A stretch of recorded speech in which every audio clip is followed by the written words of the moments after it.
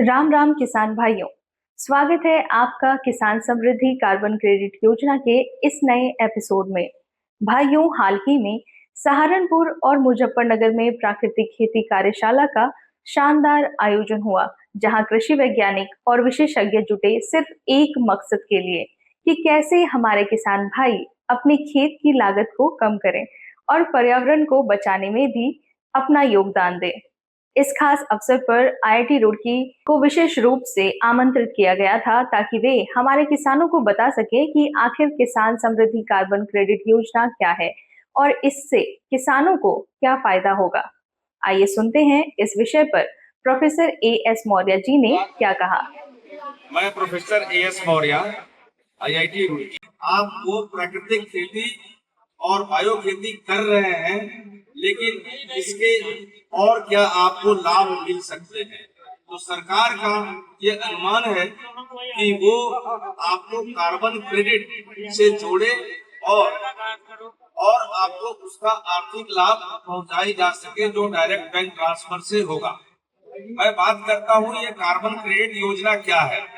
आप जब प्राकृतिक खेती और जैविक खेती करते हैं तो इस माध्यम से किए गए खेती से आपकी खेत की उत्पादक क्षमता बढ़ती है और प्राकृतिक और जैविक खेती के तरफ अपना कदम बढ़ाएं, और इस बढ़ाए हुए कदम को आप कार्बन क्रेडिट परियोजना से जोड़कर कभी भी हम लोगों से आप संपर्क कर सकते हैं। तो कार्बन क्रेडिट योजना को कैसे करना है?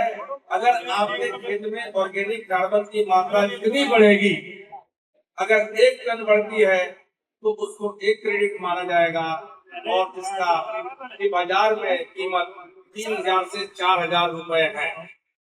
आपको आपके अकाउंट में कुछ पैसे आएंगे, तो आपको जैविक खेती, प्राकृतिक खेती का लाभ प्लस ऊपर से कार्बन क्रेडिट परियोजना से जुड़ने के कुछ आर्थिक लाभ, ये दोनों लाभ आपको मिलेंगे और परिणाम स्वरूप आपका खेत भविष्य के लिए मजबूत होगा। बिना किसी रासायनिक उर्वरक के भी उत्पाद वैसा ही देगा जैसा आज आप यूरिया डीएपी खाद डालकर लेते हैं। इस पूरे आयोजन में हमें ये देखकर बहुत खुशी हुई कि हमारे कई किसान भाई अब वापस अपनी पुरानी जड़ों तक लौट रहे हैं। जैविक खेती के महत्व पर बात करते हुए मिस्टर शर्मा ने बताया कि इसकी शुरुआत कैसे की जाए। पौधन से लेके उसके बाद पोषक तत्व प्रबंधन तक, पोषक तत्व प्रबंधन के बाद कीटनाशक प्रबंधन तक जो भी प्रक्रिया है वो जैविक से ही करनी होगी। पोषक तत्व प्रबंधन में हमें भूमि का शोधन करना होगा। डीएपी की पूर्ति के लिए जैविक में एक प्रोम खाद आती है, उसका प्रयोग करना होगा। उसके बाद जीवामृत का प्रयोग करना होगा। ये प्रक्रियाएं निरंतर, जीवामृत की जो प्रक्रिया है वो हर 20 दिन के बाद अंतराल पे आप लोग अपनी फसल में करते रहेंगे। जब तक की फसल हमारी गन्ने की है तो सीधा सा है कि कमर के बराबर ना आ जाए। गेहूं की अगर फसल है तो वो फसल 30 से और 45 दिन तक की ना हो जाए, तब तक हमें लगातार हर 20 दिन में सिंचाई के साथ या स्प्रे के रूप में जीवामृत का प्रयोग करना। कार्यशाला में किसानों ने अपने अपने स्टॉल लगाकर कार्यक्रम की शोभा बढ़ाई थी। इसी बीच हम पहुंचे डॉक्टर भारत भूषण जी के स्टॉल पर, जो मिट्टी के पोषक तत्वों को लेकर था। मैं डॉक्टर भारत भूषण, क्षेत्रीय भूमि परीक्षण प्रयोगशाला, जनपद सहारनपुर।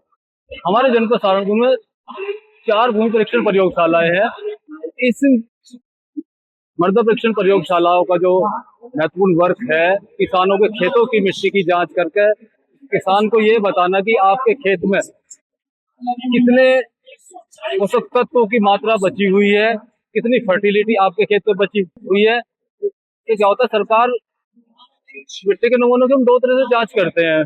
उसमें एक सरकार की तरफ से कार्य योजना आती है, जिसमें हमने पिछले वर्ष 25,000 नमूनों की टेस्टिंग करके किसानों को लाभान्वित किया, और इस साल 4500 किसानों को मिट्टी की जांच करके उनको हम कार्ड उपलब्ध कराते हैं, जिसमें 12 पैरामीटर जो हमारे बिंदु होते हैं उनकी हम जांच करते हैं, जिनमें organic carbon, electrical conductivity, pH, nitrogen, phosphorus, potash, sulphur, कुछ हमारे माइक्रो पोषक तत्व है जिनमें boron, copper, zinc, manganese, iron.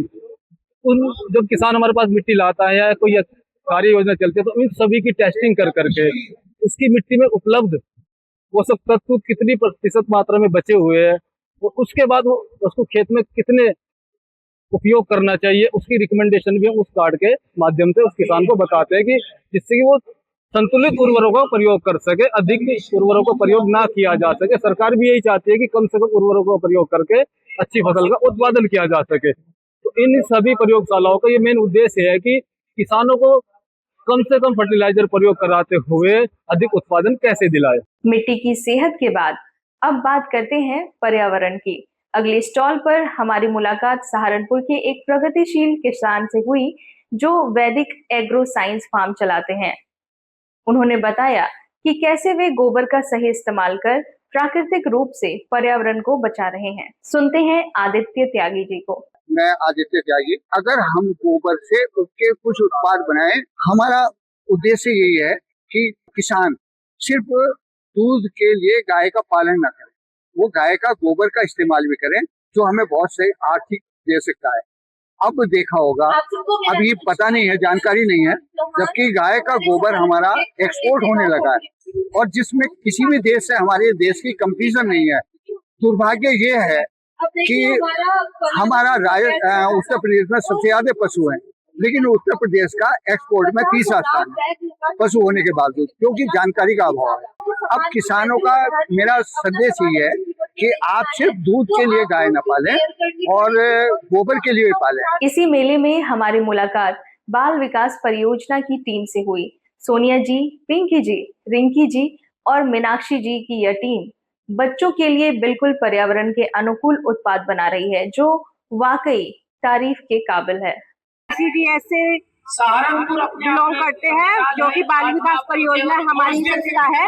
इसमें हम बच्चों से रिलेटेड सब हमारे जो है प्रोग्राम होते हैं, इसमें बच्चों को शिक्षा दी जाती है 3 से 6 साल की। इस बच्चों को दालों से रिलेटेड है, वो हम सब ने यहाँ पे अपनी प्रदर्शनी में लगाया है। इसके बाद किसान रविंद्र तोगड़िया जी ने हमें समझाया जीवामृत का इस्तेमाल करके हम अपनी खेती की मिट्टी को फिर से जिंदा और उपजाऊ बना सकते हैं, और साथ ही उन्होंने अपने स्टॉल के बारे में भी विस्तार से जानकारी दी। हमारा जो ये उत्पाद है ये ऑर्गेनिक उत्पाद है। ये हमारे स्वयं के खेत पे उगाए हुए गन्ने को प्रोसेस करके हमने ये शक्कर बनाई है। ये आप देख सकते हैं, ऑर्गेनिक शक्कर है, एकदम लेटेस्ट, और कलर भी इसका अलग है क्योंकि ये हमारा जो एरिया है इधर, ये मुजफ्फराबाद ब्लॉक में जो पड़ता है, तो वहाँ पे हमारी जो सेल की जो स्ट्रक्चर है, यानी इसकी भौतिक, जैविक और ऑर्गेनिक जो मटेरियल सिस्टम है वो भिन्न है और अच्छे तरह से, तो उसकी वजह से ही हमारा।